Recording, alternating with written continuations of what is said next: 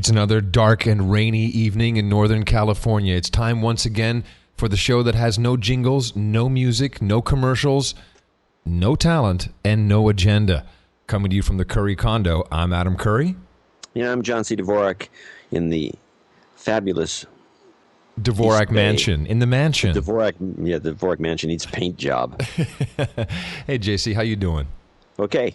I just got back from a president's and CEO dinner at the Sequoia Capitol. How was that? I got to tell you, it was really nice. It was at this place called NOLA in Palo Alto. It's like as in NOLA, as in northern Louisiana, so it's kind of Cajun. Actually, NOLA, actually what it really means is New Orleans, Louisiana. What did I say? You said northern. Oh, no, I'm confused. I meant exactly New Orleans, Louisiana. There's actually a restaurant in New Orleans, called NOLA. That's one of, what's his name, the Bang chef, the guy who... Emerald? Emerald. Yeah. It's one of Emerald's restaurants. Right. And it's really, I've eaten there, and it's outstanding. But what's really impressive to me when you go to that place is that they have a wine list that has every price you can imagine for any kind of wine, and you could throw a dart at that list, and everything's an incredible winner. Everything's good. So about 20 guys, I think. And anybody noteworthy? Well, the guys you would know, of course, would be Mark Kwame, Mike Moritz, and oh God, who's the guy from South Africa? Okay, that guy who's going to hate me now. He only gave us $5 million. That guy, Ruloff. $5 million. Shut up, Ruloff. That'll be cut out. Yeah, but when you look around the room and you look at these companies, they're pretty well invested in media companies. I think that if we pooled all of our resources together towards advertisers, which of course we actually discussed, we could be a pretty big force. There's very interesting companies. What I found the most interesting, two companies actually. One is eHarmony. The CEO was there. That guy? Yeah. The eHarmony guy, the white-haired guy who's on the commercials who everybody thinks is creepy? Believe it or not, that's not the CEO. Oh, okay. So that's just some phony guy. Yeah, that is definitely not him. I mean, that guy's creepy. No. This is a very nice guy. Also there was the CEO of Jaja. Are you familiar with Jaja? Never heard of it. It's JAJAH.com. And it's... Why am I not surprised? Well, they're doing amazing business. I've actually been a client. That's why it was interesting to me. I've been a client of the company for over 2 years. It's a cheap phone service, basically. I've heard of him. I'm sorry. Okay, right. He's saving me like 400 pounds a month just between my wife calling her sister. So he's got a pretty good service there, I'd say. And otherwise, it was all right. There's were there any media people there at all? From media companies? I mean, like, journalists. That No. Oh, no. This is Cone of Silence. Happened. Oh, no. No, the Cone of Silence, hush, non-disclosure. I'm sure there's all kinds of fascinating. So I'll tell you all about it tomorrow. Back and forth by competitive companies. Oh, you don't want to have anybody. It's the Kiretsu. It's the cartel. Sounds boring. No, it wasn't boring. What was good about it was short, so it didn't. There was no way it could be boring. It could have been boring. It could have been one of those really long, drawn-out things. No, it's like going on the table. Hey, how you doing? What's just reintroduction or new people who we. One guy there, Pud, Philip from AdBright. He used to work for Ron and I. So it's a pretty familiar room. And, we just give an update, and we see if there's anything we can do together, and then we have a drink, have some food, and then we all fuck off. It's pretty good.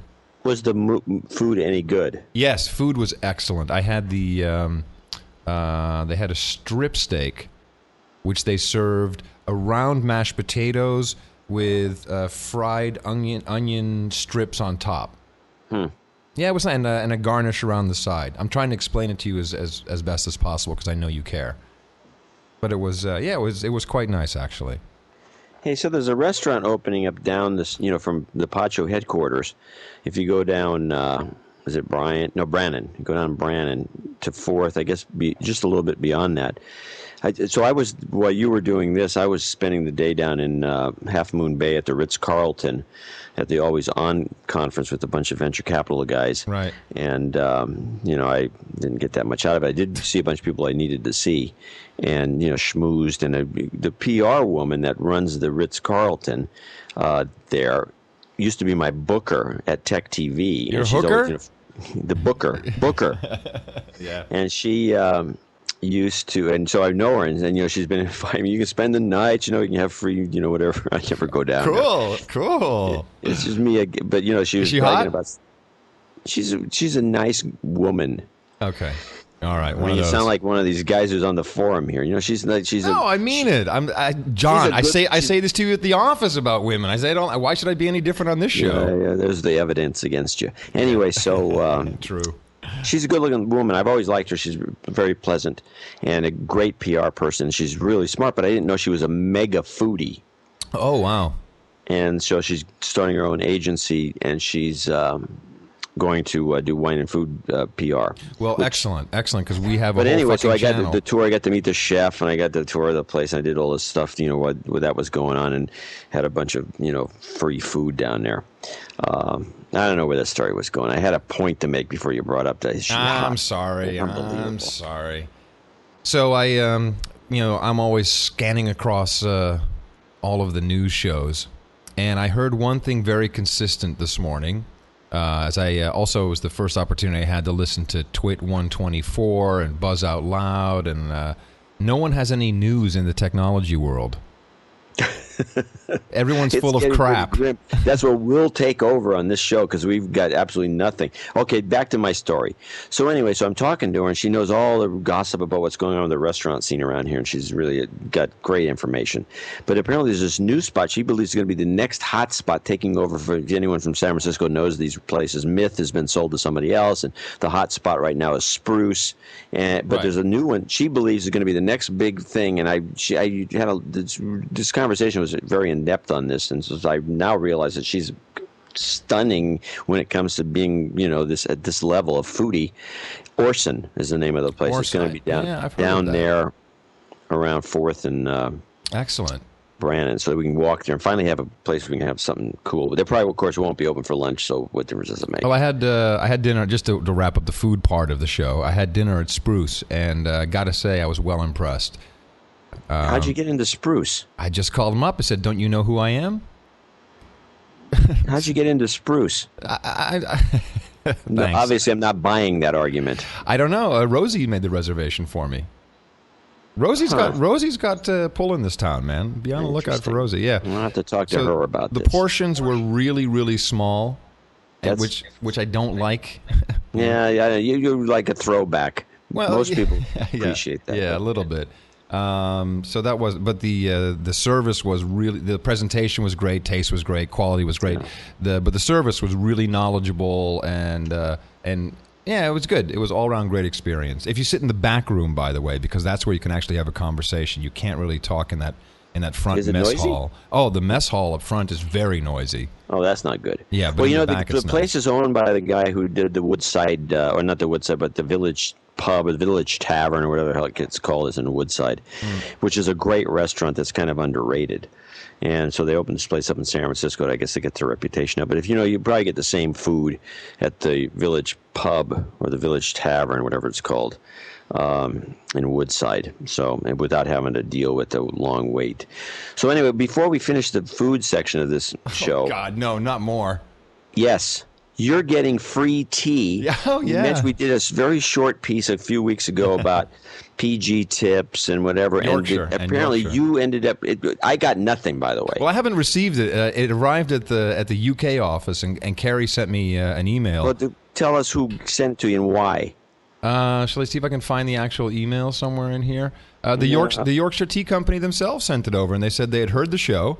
And could not resist trying to bring me up to the real gold standard of Yorkshire instead of PG tips. I was tickled. So, and there's a whole box apparently. So I can't wait to get to the office. Which, by the way, Monday. So I'm flying back tomorrow afternoon. Monday evening, we have our Pod Show UK Christmas dinner. We're not doing a huge party, but it's, when you put a staff together with spouses and some of our talent who work full time for productions we're doing, you're talking 25, 30 people. So, of course, Patricia and I were going to go to the party. What do you think shows up today in my email box?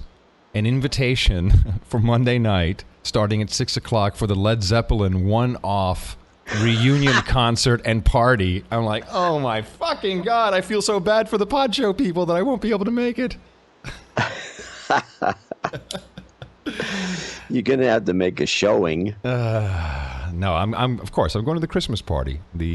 Oh man, I don't know. Yeah, no. That Zeppelin one off, because those guys are so gone by now. But yeah, but it's like the Ahmet Erdogan tribute, and there's going to be a whole. Everyone in the fucking world's going to be there. So I went to the first Led Zeppelin concert when they did. Nice, they came out to the West Coast, and I went. Luckily enough, got to see them when they first showed up. Wow. And it was really a pretty dynamite experience, because no one had heard this type of sound before, because they were, it was a power trio with a different twist. And especially with Jimmy Page, because at the time he was, he's doing stuff with the guitar, including playing it with like a violin, right? Yeah, with a bowstring, and it was like, what the heck is that? Mm-hmm. But the curious thing is, so I was working a part-time, I was working and going to college at the same time, and I would do that, by the way. And so I was in the luncheon place talking to some guy who's like a big one of these guys who went to all these concerts like I used to do. And I noticed there's one curious thing that happened at the concert that I thought was odd. In the middle of one of their songs, which one of the songs that had a break in it, when then they'd be singing and going crazy, and then have a break, and then Jimmy Page would rip into a guitar solo. At the moment of the break, somebody in the left-hand back corner let out a blood-curdling shriek that matched beautifully. The timing and everything was perfect for the music, and it was like it really added a dimension to the song. But they actually got stabbed? No, it was just somebody screeching. But it stuck in my mind as like awkwardly perfect. And you missed it on the record? I went to this guy and I said, what day did you go? And he went some other day. I said, did you notice? And I pointed out to him specifically this blood-curdling shriek at this one moment in the song in the back of the room, in the corner. And he said, yeah, I thought that was weird. Huh. I heard that too. So apparently they were ahead of their times with setting these shills into the audience. Oh, cool. Yeah, that's what I was thinking. But, ever since then, I think I've been skeptical about everything. It's called show business, John. Yeah, show business. Show business. So I've been, you go ahead. You got any stories you want to launch into? Well, wait, let me finish before we go into the still not done? You got more food? The special blend PG tips. We want to talk about that. And the one thing we didn't mention, and maybe we can get some of this for free. Of course, nobody says anything to me. No. Lifeboat tea, which I mentioned to you, but we didn't get it on the air. Yeah. Is really one of the more interesting British teas. If people out there want to like a tea with a real punch to it, lifeboat tea was supposedly used by the British Emergency Corps in their lifeboats, so they could, it would give them an extra punch of caffeine or whatever, and it's the stuff you want. That's good stuff, huh? Okay. Lifeboat. No, it's delicious. Actually, it's actually quite tasty. All right, I'm done. So I've been on. Let me see. We talked.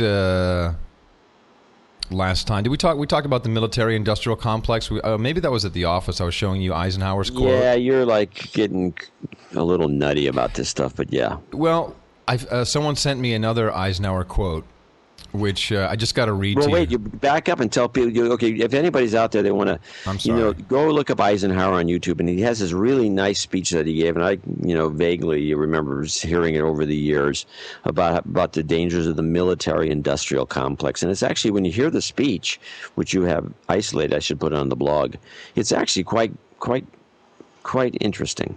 So check this one out from a couple of years before that speech. So he was still president, 1954. I haven't found audio of it yet, unfortunately. So I'm telling you, this guy is the Nostradamus of American politics. Listen to this. Should any political party attempt to abolish Social Security, unemployment insurance, and eliminate labor laws and farm programs, you would not hear of that party again in our political history. There's a tiny splinter group, of course, that believes you can do these things. Among them are a few Texas oil millionaires and an occasional politician or businessman from other areas. Their number is negligible, and they are stupid. They are stupid. Isn't that a great quote? You know, Eisenhower, I think, was underappreciated. The more we over time, I think people are starting to appreciate that guy more and more and more. I mean, guys, he was a military, Yeah, he was a general, right? He was he's the one who organized the D-Day thing. Yeah, he was the man. And he was always like he didn't seem like a humorous guy by any means. He was kind of a stiff business type as a president. And he was despised by the Democrats because he was a Republican. And but the fact of the matter was that looking back on, he may actually have been one of the better presidents we've ever had. Surely you can recommend some literature to our listeners. I can't think of anything. Because I got to find out more about this guy. The more. Well, he wrote. I think he wrote a couple of books which would be worth reading, and he's probably there's probably a few biographies. I'll look into it. I mean, I like everybody else, I've taken him for granted, and it's maybe time. I should rethink it. So I'm on this tear now about how can we stop the military-industrial complex? Yeah, I know I'm getting nutty, but hear me out because I have a really good idea.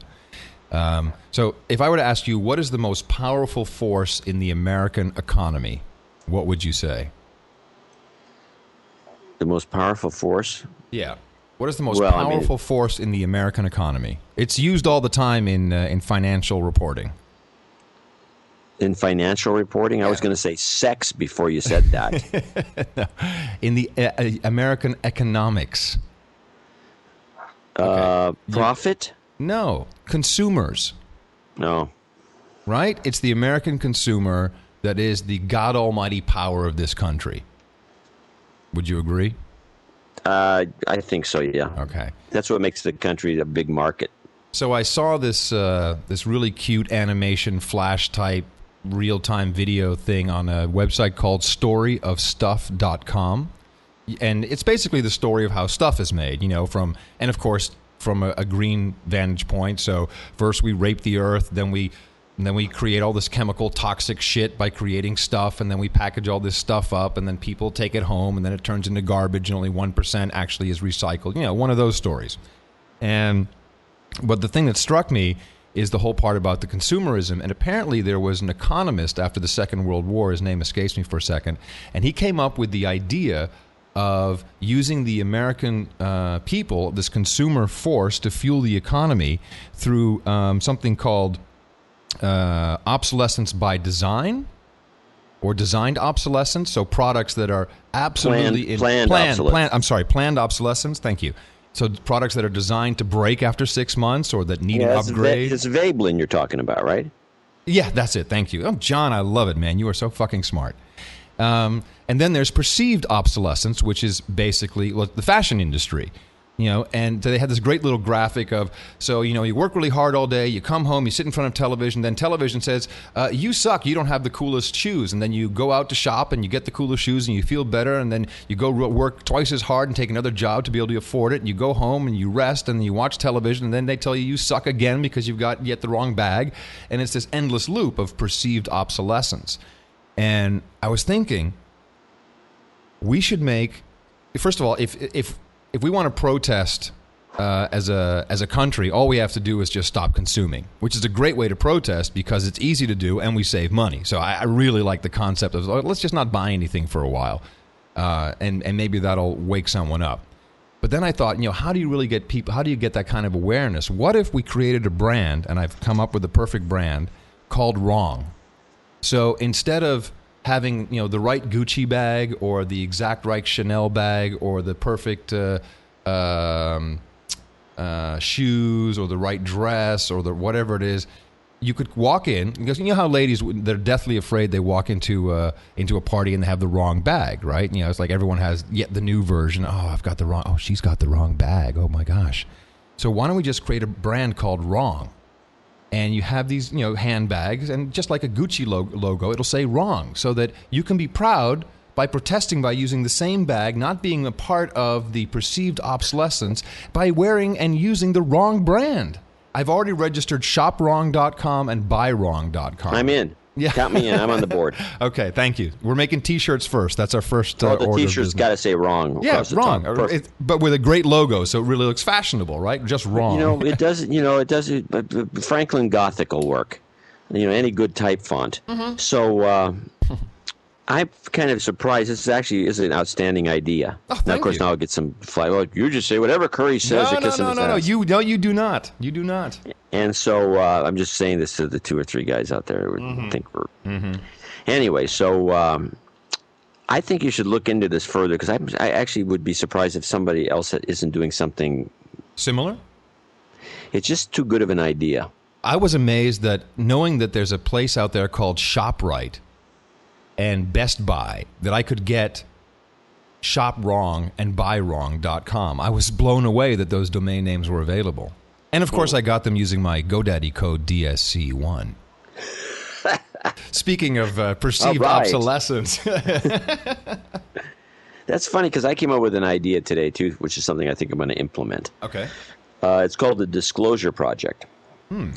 And I've got a PR woman that owes me a favor. I'm going to have her promote this. She doesn't work at Half Moon Bay, does she, by any chance? No. She's actually. I'm going to work with her though. She's on some food things. Mm-hmm. When I do some other projects, I'm going to bring her on because she's.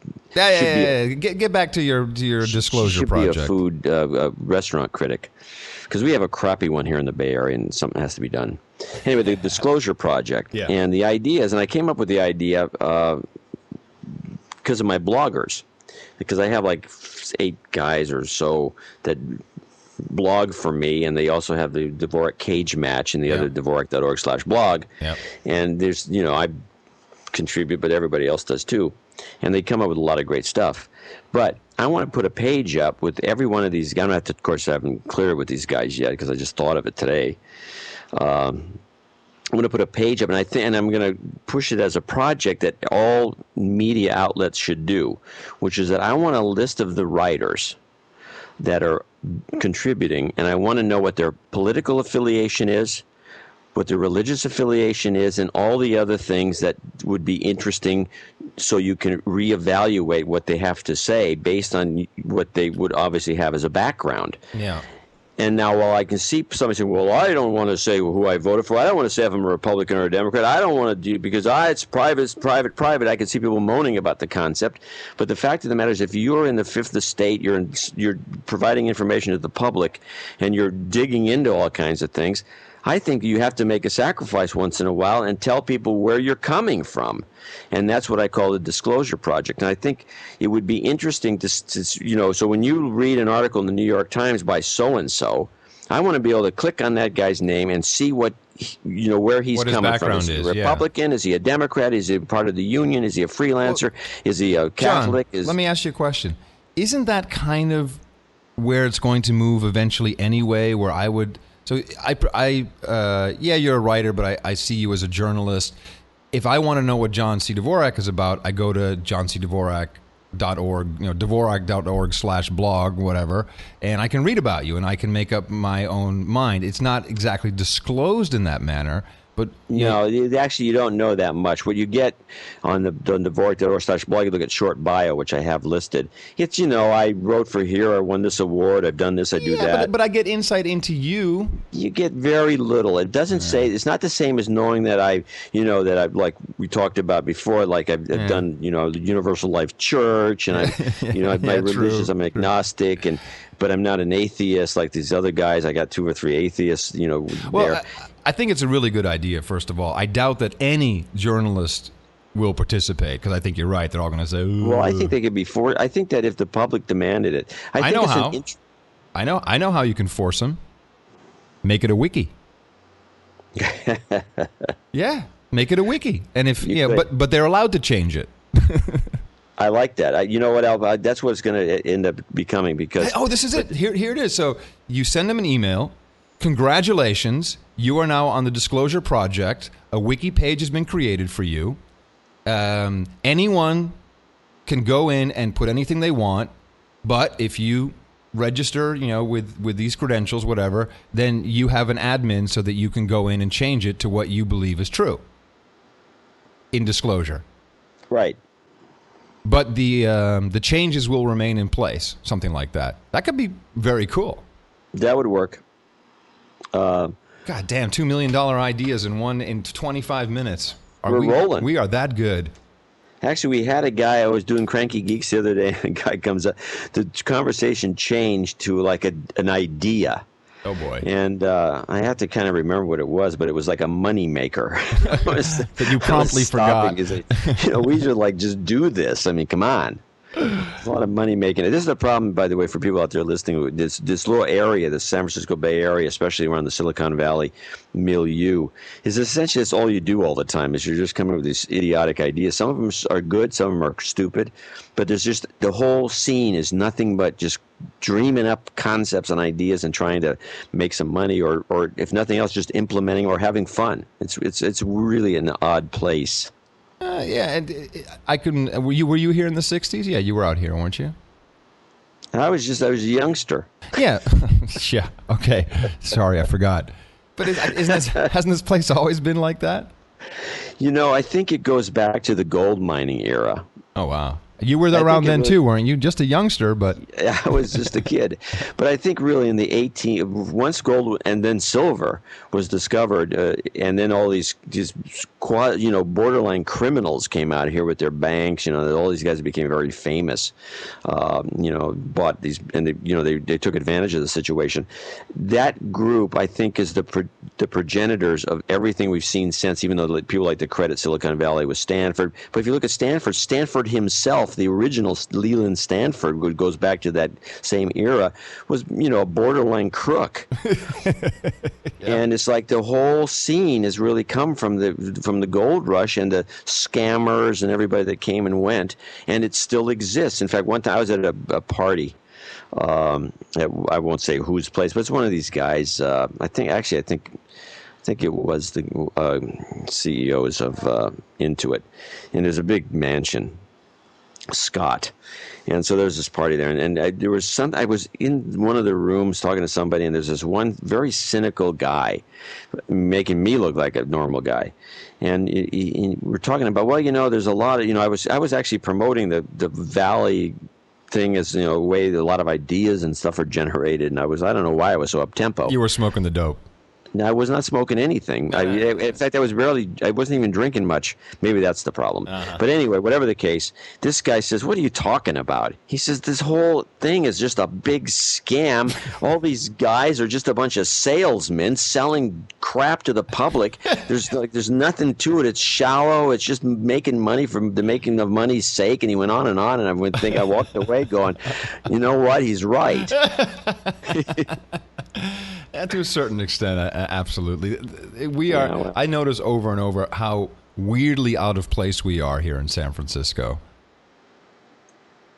Not you, but Podshow as a company. I don't think that out of place. I think we're very out of place. I mean, not from the engineering perspective, but from, first of all, we're building a business that actually sells things to companies who gladly pay for it. That's a little weird. We make money. That's like wrong. You shouldn't be doing that. But I can tell. Sometimes I'm like, wow, this is so out of place here. But that also makes it fun. So I think we cannot end this show as American citizens without briefly having touched on H.R. 1955. Yeah, go ahead. I know about this. Go ahead. Okay. The Violent Radicalization and Homegrown Terrorism Prevention Act of 2007. Yeah, I know. I first saw this. I think somebody presented it on the blog. And I looked at it. When I first saw it, I thought it was a hoax. Yeah, I thought the exact same thing.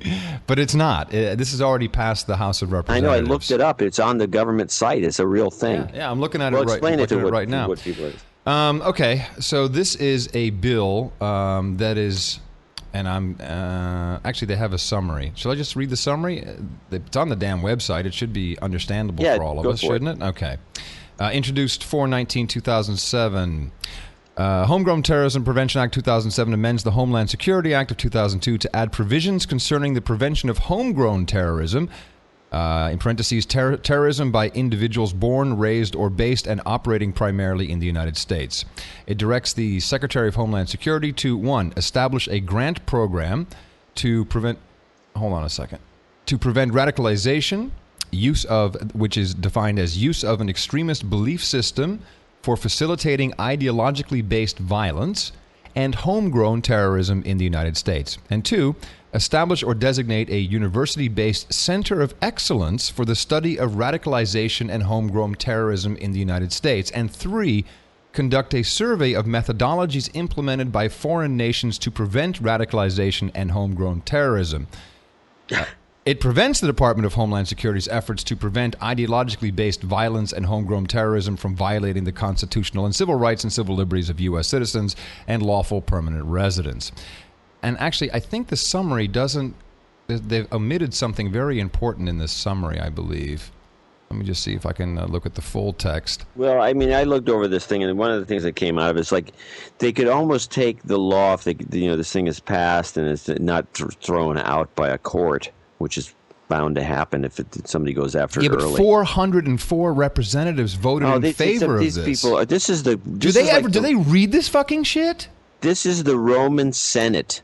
These people are horrible, and I'm going to do a follow-up story after you're done with a 409-2 vote on something just as stupid and dangerous as that thing you're talking about, which is ridiculous. And these guys just rubber stamp everything. And this is supposed to be... This is why Congress, by the way, if you follow the polls, the president has like this ridiculous low rating, historically low, under 30% approval rating. But Congress is like around 10% approval rating because these guys had all these promises, especially the Democrats, and they did nothing. And now they roll over on all these idiotic laws. And the one I'm going to talk about...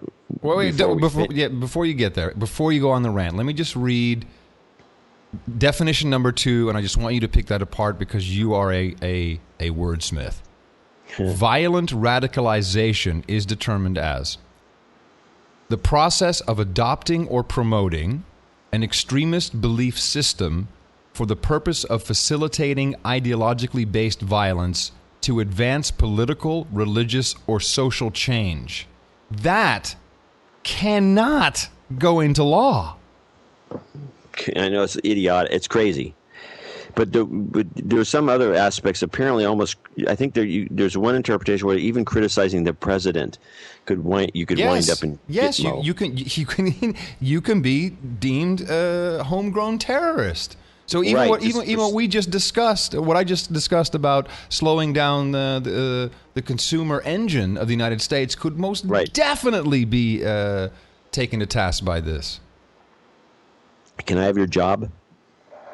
Of what? Sitting in jail with Bubba? After you get thrown into Gitmo, can I?